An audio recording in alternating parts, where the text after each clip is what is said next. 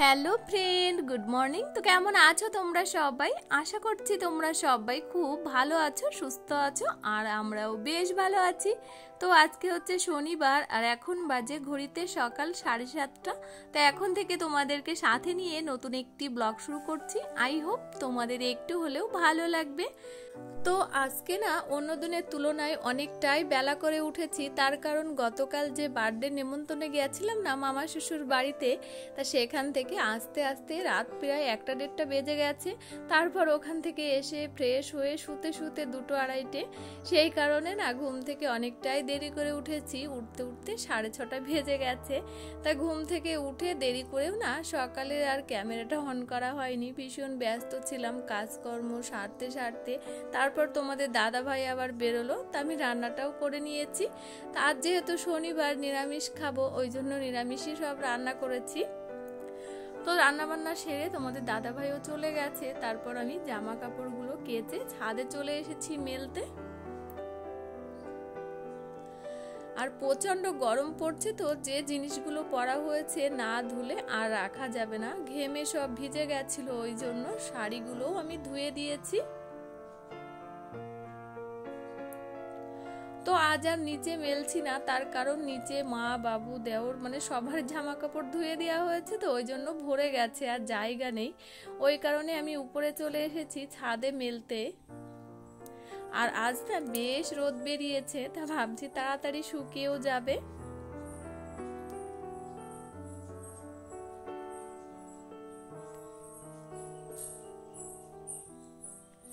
তো এখন একে একে জামা কাপড়গুলো সব মেলে দিচ্ছি।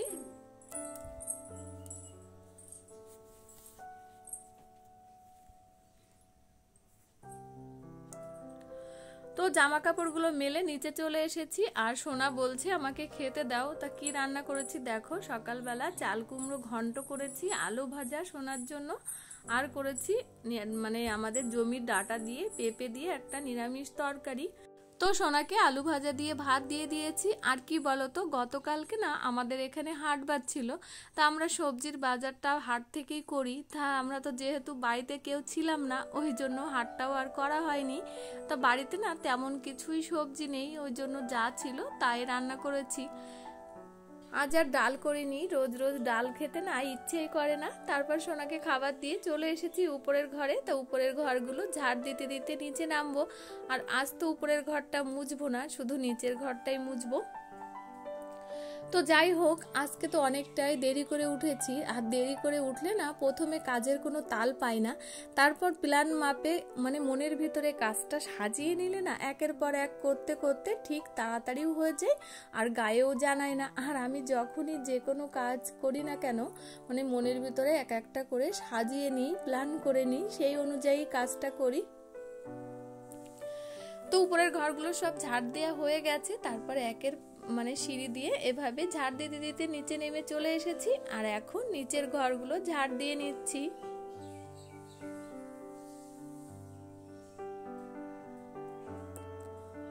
তো ঘরগুলো সব ঝাড় দেওয়া কমপ্লিট হয়ে গেছে, আর এই নোংরাটা এখন ফেলে দিলেই হয়ে যায়।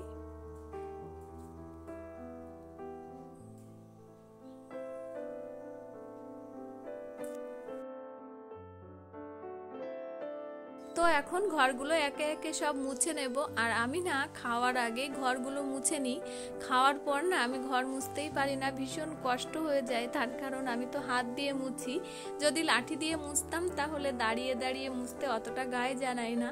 ওই জন্য আমি সব কিছু খাওয়ার আগেই করে নিই কাজকর্মগুলো বেশিরভাগ, আর যেগুলো টুকিটাকি থাকে সেইগুলো খাওয়া দাওয়ার পরেই সারি।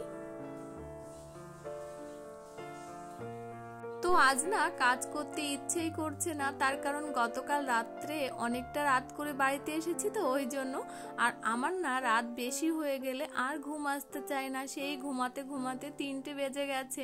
তা রাতে তো ঠিকঠাক ঘুম হয়নি, ওই জন্য এখন শরীরটাও ম্যাচ ম্যাচ করছে, একদম কাজ করতে ইচ্ছে করছে না। কিন্তু কি করব, কাজ তো করতেই হবে।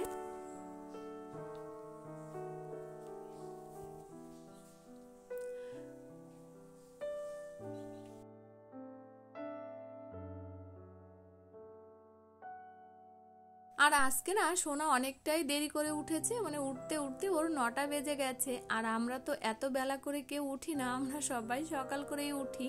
আর বাবু তো 4টে বাজলেই উঠে পড়ে, বলে আমার আর ঘুম আসে না। তো যাই হোক, ঘরগুলো সব মোছা হয়ে গেছে, আর এখন এই যে পোটেটা মুছলেই কমপ্লিট হয়ে যায় ঘরের কাজ।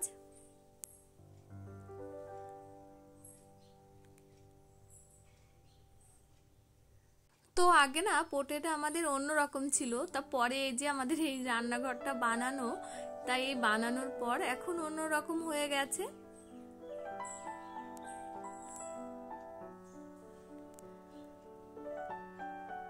তো ঘর মোছা কমপ্লিট হয়ে গেছে, আর ঘরের সামনেটা না ভীষণ বালি বালি লাগছে। তা ট্যাপে এদিকে জল দিয়ে দিয়েছে, তা জল নিয়ে আমি এই যে ঘরের সামনেটা ভালো করে ধুয়ে দিচ্ছি। আর আমাদের উঠোনটা না সবই পাকা করা, আর এই পাকার উপরে বালি খিচখিচ করলে না ভীষণ গায়ে লাগে, আমার তো গা শিরশির করে ওঠে, আমি একদম বালি সহ্য করতে পারি না। তার জন্য এই যে ঝাঁটা দিয়ে ভালো করে জল দিয়ে দিয়ে ধুয়ে দিলাম। তো ঘরের সামনেটা ধোয়া কমপ্লিট হয়ে গেছে, তারপর ঠাকুরের বাসনটা বের করে নিয়ে মেজে নিয়েছি, আর এখন এই যে ধুয়ে নিলেই হয়ে যায়। তো ঠাকুরের বাসনটা ধুয়ে তারপর সকালের খাওয়া দাওয়াটা সারবো, আর এর মধ্যে বাবু মা দেওরের খাওয়া হয়ে গেছে। তো সকালের খাওয়া দাওয়া কমপ্লিট, তারপর বাসন মেজে কিছুক্ষণ বসেছিলাম, বসে আবার দুপুরের রান্নার জোগাড় করছি। তা দুপুরে রান্না বলতে এই যে আমাদের জমিরই পাটের শাক এনেছে বাবু, তা পাটের শাক রান্না করব আর সয়াবিনের তরকারি করব, আর কিছুই করব না। তো পাটের শাকগুলো বেছে ভালো করে ধুয়ে নিয়েছি। তো তারপর ভিডিওটি আর কন্টিনিউ করিনি, আর এখন রাত 8টা মতো বাজে। তো তোমাদের দাদাভাই বলছে সারাদিন নিরামিষ খেয়েছি আর ভালোই লাগছে না খেতে। তা সোনারও একই ইচ্ছা, তা বলছে রাতের বেলাতে লুচি আর আলু ভাজা করো, আর ফ্রিজে মিষ্টি রয়েছে ওটা দিয়েই হয়ে যাবে। তার জন্য আমি আলু কেটে এই যে ভাজা করে নিয়েছি, আর ময়দাটাও তার আগে থেকে মেখে রেখেছি। তো এই তেলে ভাজা খাবারগুলো না তোমাদের দাদা ভাইয়েরও ভীষণ প্রিয়, সোনারও ভীষণ প্রিয়। আর এখন না রাতটা বেশি হয়নি, 9টার একটু বেশি বাজে, তা বলছে আমরা দুজনাই সকাল করে খেয়ে নেব, আমাদেরকে খেতে দিয়ে দাও। তার জন্য দেখো আমি লুচি ভাজবো বলে সবকিছু রেডি করে নিচ্ছি। তেলটা বসিয়ে দিয়ে লেচিগুলো করে নিয়েছি, নিয়ে এভাবে বেলে এই যে এবার ছেঁকে নেব। আর দেখো কি দারুণ লুচিগুলো ফুলছে, ফুলে ফুলে একদম মানে গোল গোল হয়ে যাচ্ছে। আর লুচি দেখবে না ফুললে একেবারেই ভালো লাগে না, আর ফুললে ভীষণ ভালো লাগে, আমার তো বেশ ভালো লাগে। আর আমার না অতটা প্রিয় না, মানে মাঝে তো খেতামই না একদমই, তো এখন তাও খাই কম বেশি। তো প্রথমে অল্প কটা ভেজে নিয়েছি, ভেজে সোনাকে এই যে দিয়ে দিচ্ছি, আর ফ্রিজে মিষ্টিটা বের করে নিয়েছি, নিয়ে সোনাকে খেতে দিয়ে দিয়েছি। তারপর একে একে ভেজে তোমাদের দাদা ভাইকেও খেতে দিয়ে দিয়েছি। তো মাও সবাইকে দিয়ে দিয়েছে, আর আমি এদিকে ভাজছি লুচি। তো সবার খাওয়া দাওয়া কমপ্লিট হয়ে গেছে, আর এখন সবার শেষে আমি বসেছি খেতে।